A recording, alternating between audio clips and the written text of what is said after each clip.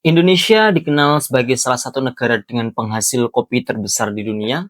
Namun di balik cangkir kopi yang kita nikmati setiap hari, terdapat cerita kecil dan produk struktural yang seharusnya sudah dapat dikoreksi, di mana para petani seringkali tidak dapat menikmati kopi hasilnya sendiri.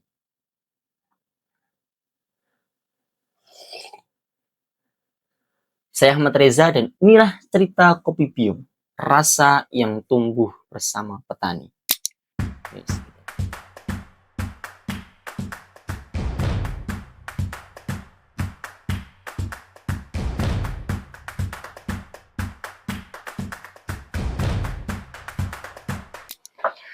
Berdasarkan data statistik nasional, 98 hingga 99% perkebunan kopi di Indonesia dikelola oleh smallholder farmer, di mana kondisi ini menciptakan ketergantungan terhadap tengkulak, ketidakstabilan harga, dan juga keterbatasan menuju ke pasar hilir.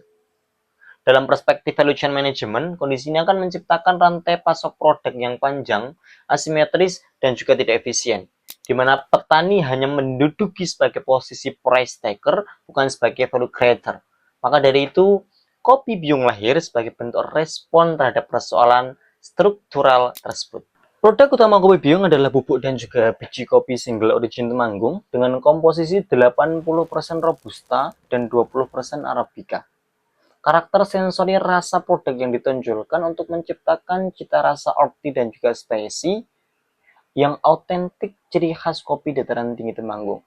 Berdasarkan teori Perceived Quality, mengatakan bahwasanya kualitas produk tidak hanya dinilai dari atribut fungsionalnya, seperti aroma dan juga rasa, tetapi kualitas produk juga dinilai dari atribut simbolik, seperti bagaimana asal-usul produknya dan bagaimana narasi yang menyertainya.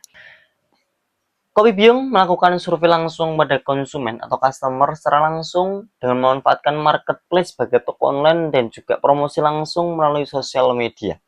Dan berikut sedikit tentang Kopi Biung dari mereka. 7 hari berjalan, 1 minggu berjalan, Kopi Biung sudah terjual 5 pieces di marketplace Shopee dan 2 pieces secara langsung melalui pemesanan langsung sosial media.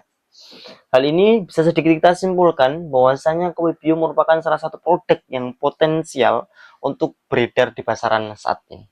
Inovasi utama Kopi Biung terletak pada integrasi barcode-based traceability, di mana dalam setiap kemasan Kopi Biung memungkinkan konsumen atau customer bisa mengakses tentang asal-usul produk, dari mana kebunnya, biji apa yang digunakan, profil petani, proses panen hingga pasca panen, dan nanti tentang proses produksi menjadi produk kemasan Kopi Biung. Dalam perspektif manajemen strategik, sistem ini berfungsi sebagai trust building mechanism, yaitu dapat mengurangi asimetri informasi dan juga dapat meningkatkan kredibilitas merek.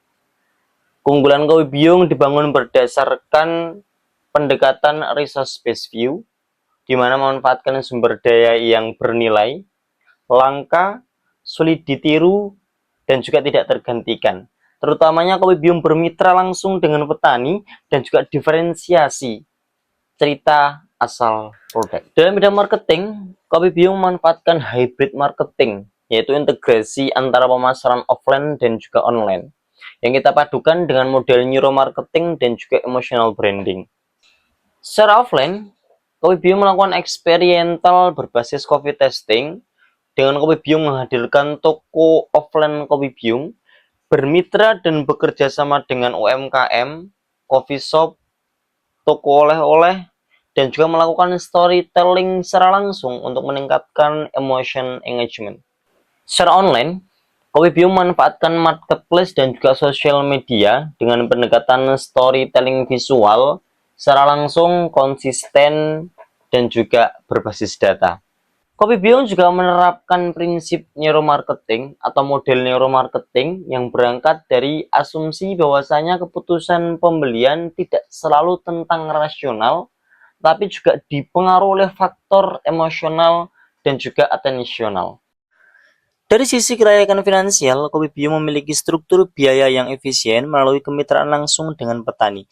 Break-even point berada pada 50 unit per bulan, sementara target awal penjualan sebesar 50 unit per bulan berada di atas titik impas tersebut. Margin kotor per unit mencapai sekitar 44% dan proyeksi ROI tahun pertama berada pada kisaran 240%, menunjukkan potensi pengembalian modal yang relatif cepat.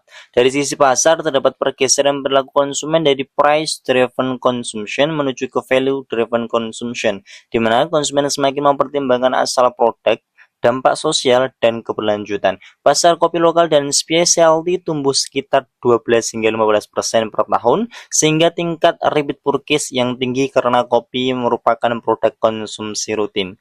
Fenomena ini memperkuat posisi Kopi Biyung dalam segmen kopi berbasis nilai dan cerita. Desain kemasan Kopi Biyung dibentuk dengan warna hangat, natural, sebagai bentuk aktivasi persepsi keaslian dan juga kualitas.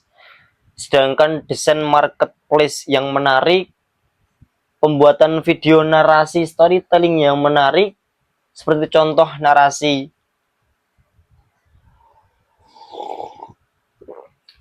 menyeruput kopi, berfungsi sebagai emotional trigger kepada customer untuk bisa dapat meningkatkan brand attachment dan juga purchase intention. Maka dari itu, Kopi Biyung tidak hanya menjual rasa, tapi juga menjual pengalaman dan juga makna.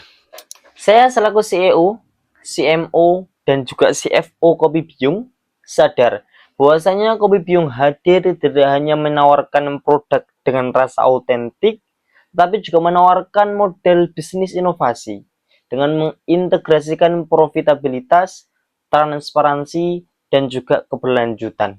Maka dari itu, Kopi Biyung sadar bahwasanya masa depan industri kopi di Indonesia bukan lagi tergantung dari rasa produknya saja, tapi tergantung juga dengan bagaimana cara menciptakan nilai bersama antara konsumen dan juga petani. Sekiranya cukup sekian sedikit cerita tentang Kopi Biyung. Kopi dengan rasa yang tumbuh bersama petani. Saya Ahmad Reza, cukup sekian dan terima kasih. Kopi pilihan terbaik dari Temanggung. Rasakan bedanya.